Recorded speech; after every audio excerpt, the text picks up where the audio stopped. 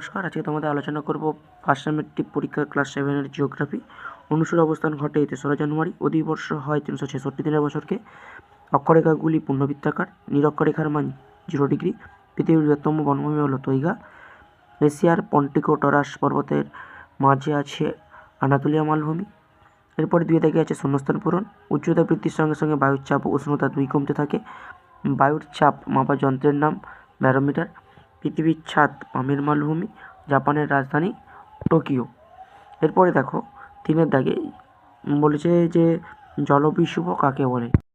উত্তরটা আছে তোমাদের টেক্সট বই 14 পেজে। দিনের পর সূর্য দক্ষিণায়ন শুরু হয়। সূর্যের লম্বরশ্মি কিরণ বিষুবরেখার দিকে সরতে থাকে। 23শে সেপ্টেম্বর তারিখে কক্ষপথে পৃথিবী এমন একটা অবস্থানে আসে যে বিষুবরেখা সূর্যের লম্ব রশ্মি পড়ে। ফলে উত্তর মেরু থেকে দক্ষিণ মেরু পর্যন্ত সর্বত্র দিনরাতি সমান হয়। 21শে মার্চের মতো এই দিনটাও বিষুব। এই সময়ে আবহাওয়া ঠান্ডা গরমের মাঝামাঝি থাকে। উত্তর গোলার্ধে এই সময় শরৎকাল। এই কারণে 23শে সেপ্টেম্বরকে বিষুব 23শে সেপ্টেম্বরের বিষুবকে শরৎকালীন বিষুব বা জলবিষুব বলা হয়।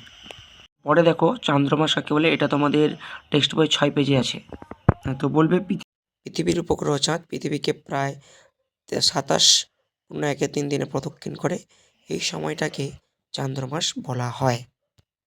তো এরপরে দেখো 3 নম্বর কোশ্চেনটা আছে দ্রাঘিমারেখা কাকে বলে, এটা তোমাদের রায় মার্টিনের 40 পেজে। দেখো লেখা আছে, দেখো মূল মধ্যরেখা থেকে 1 ডিগ্রি অন্তর পূর্ব ও পশ্চিমে উভয় দিকে পর্যন্ত 180টি রেখা কল্পনা করা হয়, যারা উত্তর মেরুবিন্দু থেকে শুরু করে নিরক্ষরেখাকে সমকোণে ছেদ করার পর দক্ষিণ মেরুবিন্দুতে পরস্পর মিলিত হয়।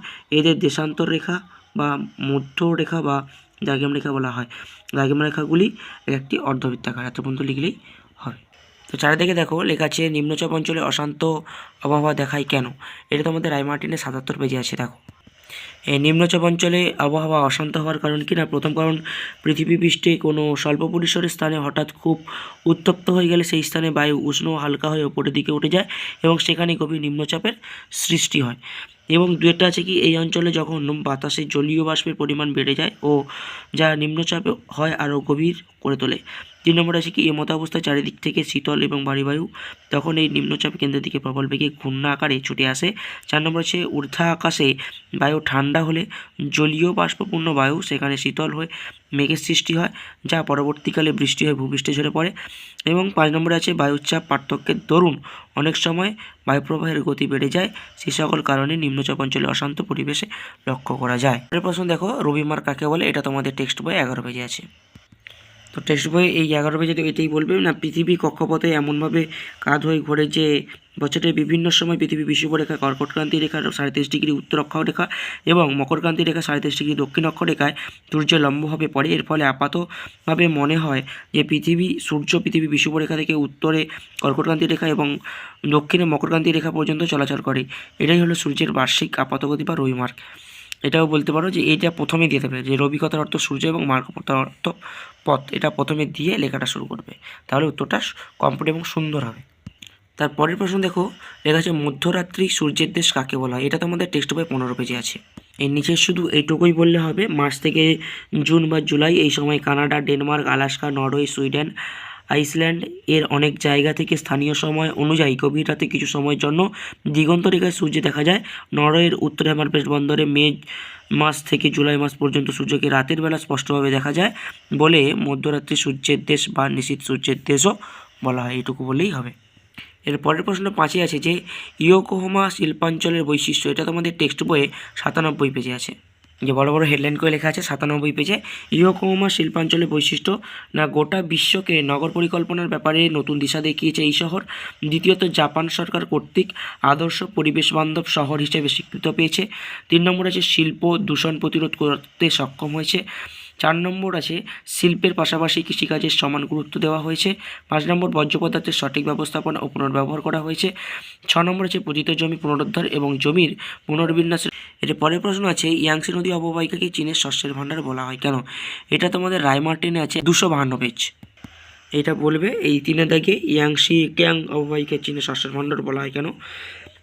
ইয়াংসি কিয়াং অববাহিকা সমগ্র চীনের অন্যতম কৃষি সমৃদ্ধ অঞ্চল, যদিও 3 দেশের সমভূমি পরিমাণ শতকরা ভাগ হচ্ছে 20 ভাগ। শুধুমাত্র এই দেশের শতকরা 75 ভাগ অধিবাসী কৃষিজীবী। সেখানে একই জমিতে বছরে 2-3 বার ফসল উৎপাদন করা হয়। বিস্তীর্ণ সমভূমি, 2 নম্বর উর্বর পলিমৃত্তিকা এবং 3 নম্বরে অনুকূল জলবায়ু, উন্নত সেচ কার্য ইত্যাদি ইয়াংসেকিয়াং অববাহিকায় কৃষি উন্নতির প্রধান কারণ। দেশের মোট ধান উৎপাদন 70% এবং অন্যান্য ফসল উৎপাদন প্রায় 50%। এই অববাহিকা উন্নত হয়, প্রচুর পরিমাণে কৃষি ফসল উৎপাদিত হয়।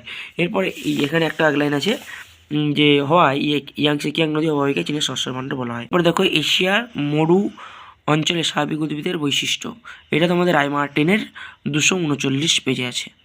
দেখো মরু উদ্ভিদের বৈশিষ্ট্য বলে যেখানে আছে, এখানে পাতাগুলো প্রচ্ছেদন কমানোর জন্য ছোট হয় অথবা কাঁটায় পরিণত হয়। মরু উদ্ভিদের বিক্ষিপ্তভাবে অবস্থান করা, আর মরু উদ্ভিদের চিরহরিত উদ্ভিদের ন্যায় এক বৈচিত্র্যময় হয় না।